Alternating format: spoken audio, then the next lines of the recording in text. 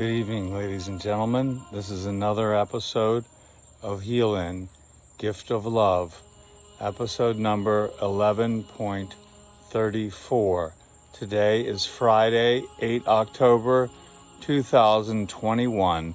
A fantastic day for me. I hope it was for you. It is now 11:50, going on 11:51, closing in on midnight in the Garden of Paradise. Look.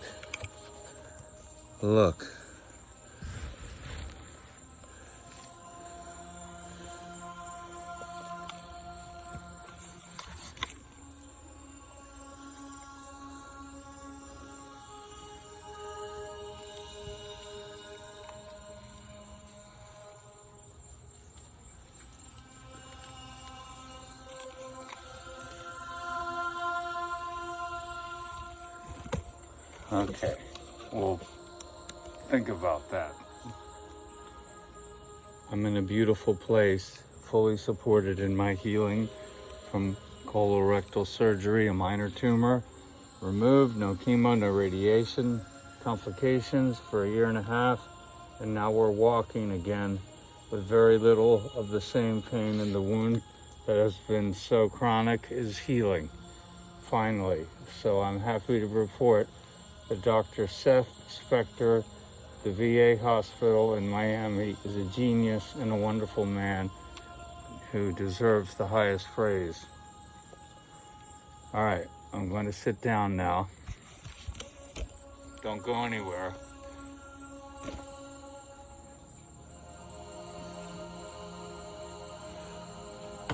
I want to start by singing the first three stanzas of the 9th Psalm. I will praise thee, O Lord, with my whole heart. I will be glad and rejoice in thee. I will sing praises to thy name, O thou most high. I will praise thee, O Lord, with my whole heart. I will shew forth all thy marvelous works. I will be glad and rejoice in thee.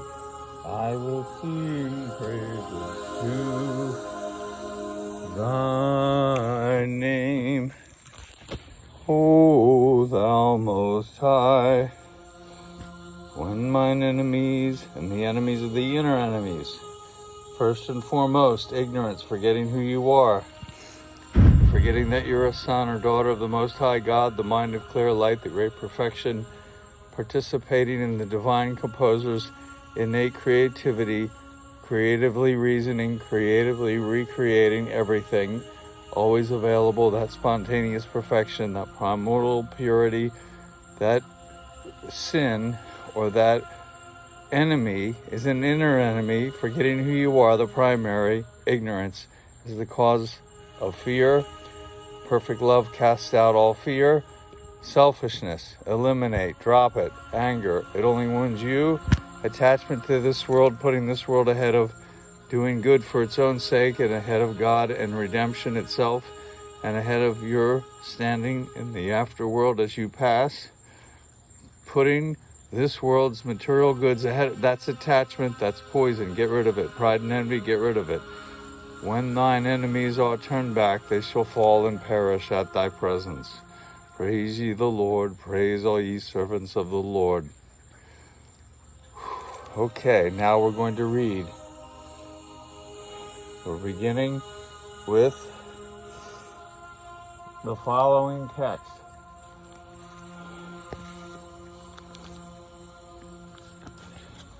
This is from Tenzin, Wangyal, Rinpoche, Ligmincha Institute's Awakening of the Luminous Mind. Okay, there's Tenzin. In the back, at the very end, the appendix. I'm reading the inner refuge from the appendix. Body, speech, and mind. Dedication. All pure virtue done through the 3 doors of body, speech, and mind. I dedicate to the welfare and self-liberation of all sentient beings of the 3 realms, of the 3 times, past, present, and future, having purified all afflictions and obscurations of the 3 poisons. This is what we pray, this is what we intend, this is what we affirm, visualize, and activate. May we swiftly achieve the complete Buddhahood of the 3 bodies, the inner refuge, the body, the center of the victorious mandala, one's own body, the source of all positive qualities without exception, is the expanse within the 3 channels and the 5 chakras. I take refuge in this body of emptiness.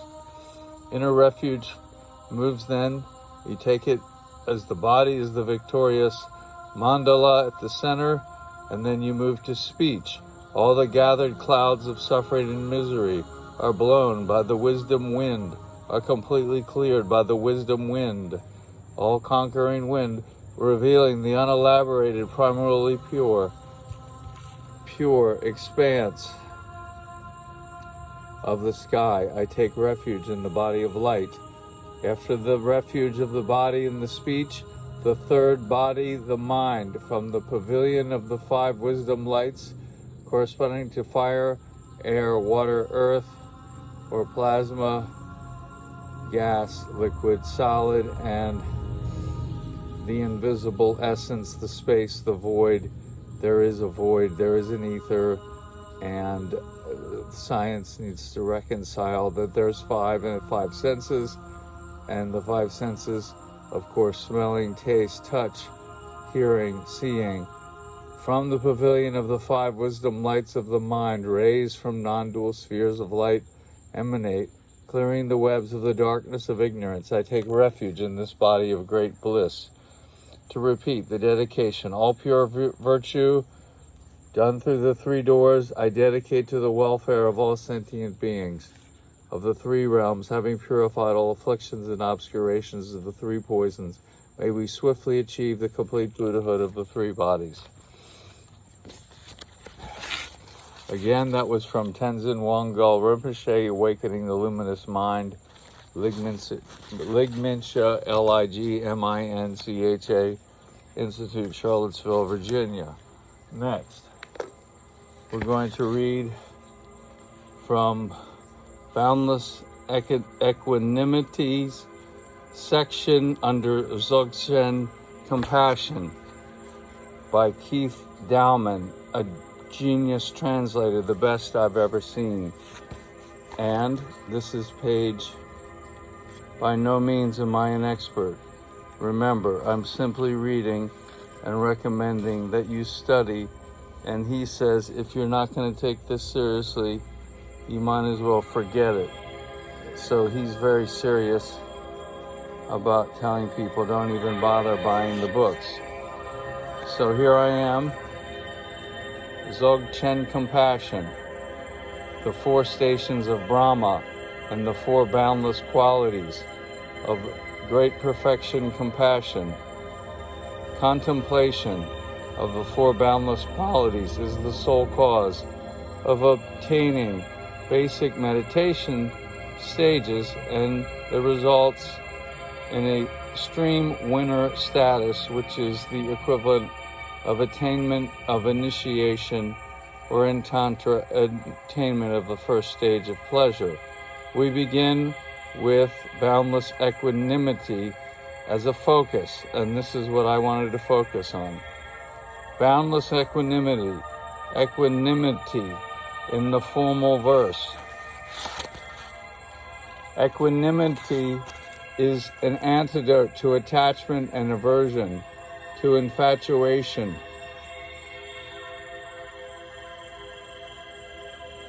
to attachment to friends, and an antidote to aversion, hatred of enemies, for enemies. Equanimity for all is thus.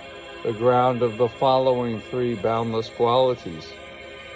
Each man's death diminishes me, for I am involved in mankind. Therefore said not to know for whom the bell tolls, it tolls for thee. John Donne, as quoted also by Ernest Hemingway. Consider the friends who were once our enemies, the mother who gave you birth, the father who protected me, the lover who gave me pleasure, the doctor who saved my life, the friend who loaned the money when I was broke. Consider the enemies who were once our friends. The guy who robbed my house, the junkie who mugged me, the motorist who knocked down my child, the slanderer who stole and spread lies about me, stole my partner. Equanimity as a sense of the compassionate equality of all sentient beings. Let's do that again. Equanimity, boundless equanimity, as a sense of the compassionate equality of all sentient beings.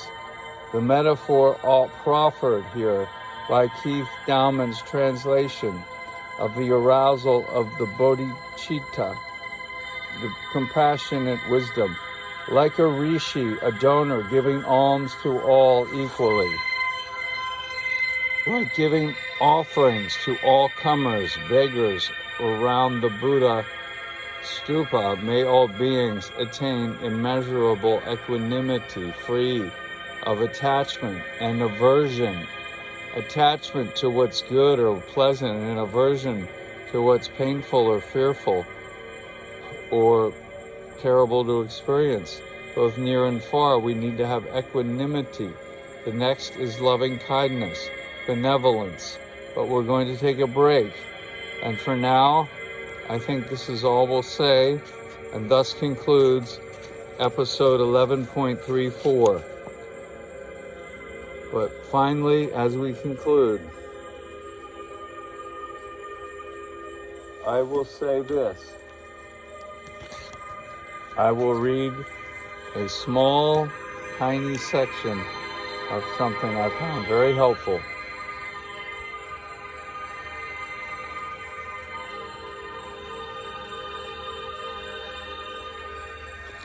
This is non-meditation. There's literally a text that teaches that even non-meditation is as important as meditation.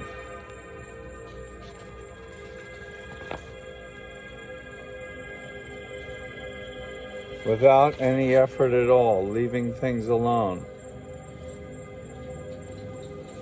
just as they are, so that they do not stir out of their own spaciousness. The flow, like the river Ganges, is uninterrupted. That is taught for the brightest among you. Thus meditation is taught as non-meditation. Those without potentiated wisdom creativity, meanwhile, believe that Buddha is attained only through meditation. Master of the great secret, listen to me, like a lotus growing undefiled in a swamp. Intrinsic presence, present in both Dzogchen and inner delusion, is never touched by that delusion. Let me repeat that. Listen to me, master of the great secret, listen to me. Those without potentiated wisdom creativity, listen to me. Meanwhile, they believe Buddha is attained only through meditation. Master of the great secret, listen to me, like a lotus growing undefiled in a swamp. Intrinsic presence, present in both outer and inner delusion, is never touched by that delusion.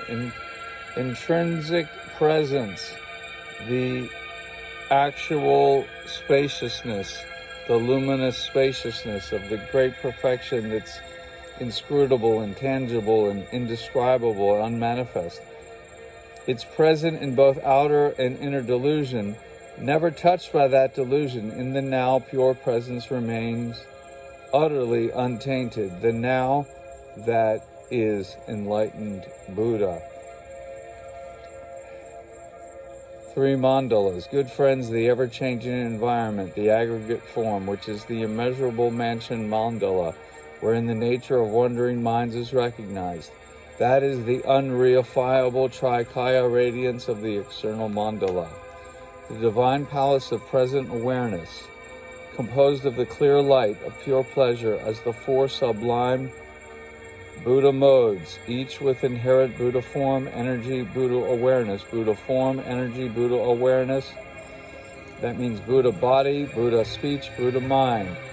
4 sublime Dhyani Buddha modes, each with inherent Buddha form, Buddha energy, Buddha awareness, body, speech, and mind. That is the immaculate, uncrystallizing internal mandala, the natural expression of that mandala, like the mandala of the 5 Harukas, which includes Vajra, is an unimpeded, incessantly changing point instant of light form that cannot crystallize, and that is the self-sprung secret mandala of compassion. Those 3 mandalas, outer, inner, and secret, describe undiluted Buddha. Neither the object of meditation nor the meditator can be conceived as substance or attribute. Whatever the unitary appearance, it is ungraspable, like the fluttering wings of a bee. Ordinary release occurs when an individual realizes the ultimate, inconceivable nature of phenomena, reality itself. If the vision of that realization can be distracted, it is incomplete, whereas undistractable realization of it is evidence of fulfillment of basic understanding. Non-distraction implies that when we simply sit, not even a moment is lost from the space of self-envisioned reality. Non-distraction implies that when we simply sit, not even a moment is lost from the space of self-envisioned reality. Therefore, listen to me, like a lotus growing undefiled in a swamp, intrinsic presence, both in both in the inner and outer delusion. That intrinsic presence, present in both the outer and inner delusion, is never touched by that delusion. In the now, in the here and now, pure presence remains utterly untainted, unaffected, undefeated, unceasing, unchanging, unconditional, loving, unlimited, unbound, the now that is the enlightened Buddha. The divine palace of present awareness, composed of the clear light of pure pleasure, is an unimpeded, incessantly changing point instant of light form, the natural expression of the divine palace of present awareness.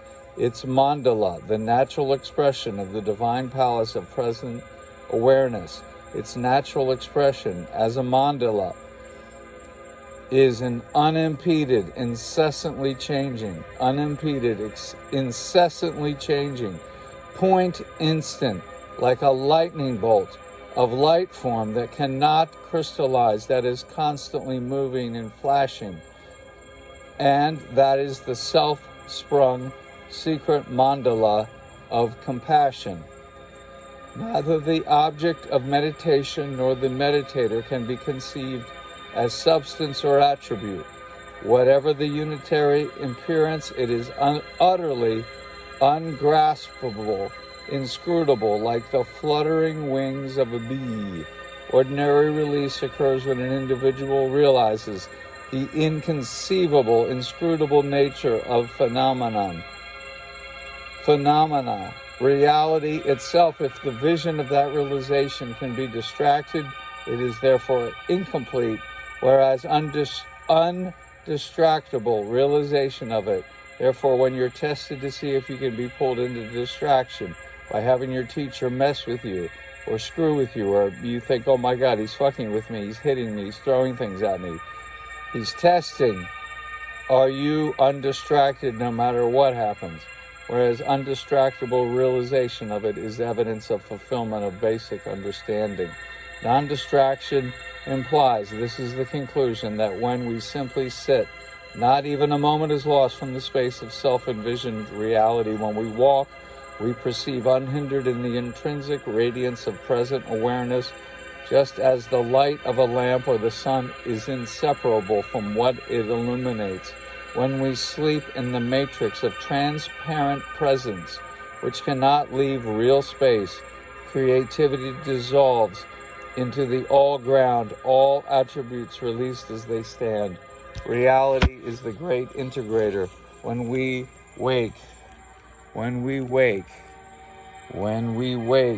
awaken to the unstirring space of presence, shining naturally, nowhere crystallizing. No departure from the intrinsic radiance of reality space is possible, just as a bird, whenever she flies, can never leave the sky, just as a fish, wherever she swims, can never leave the water, just as a human being, wherever she travels, can never leave the earth. The yogin adept can never escape the spaciousness of presence. And so concludes episode 11.34. It is now Saturday, the 9th of October, 2021. It's 1:36 in the morning. May God bless you all, and may the goddess shine through you with fiercely compassionate feminine wisdom, healing and nurturing. And we see everybody as our mother, and see everybody that's male as in their former life. Imagine that they were your grandmother, or that they were your wife.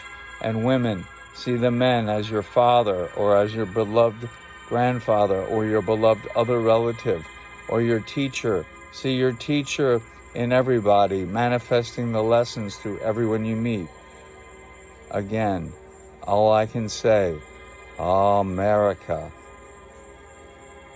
of thee I sing, Akara Mary, tuti so, America, 'tis of thee, America the beautiful, to thee I sing, Akara Mary, tuti so, napo, shishi, shishi, shishi, America, of thee I sing, Ameri, Akar, Ameri, tuti so, napo, shishi, America the beautiful, of thee I sing.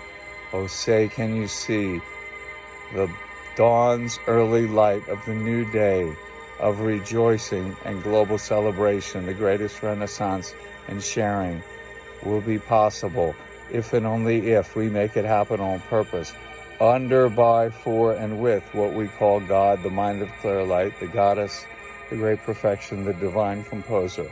Aton, Om Ah Hung, and Om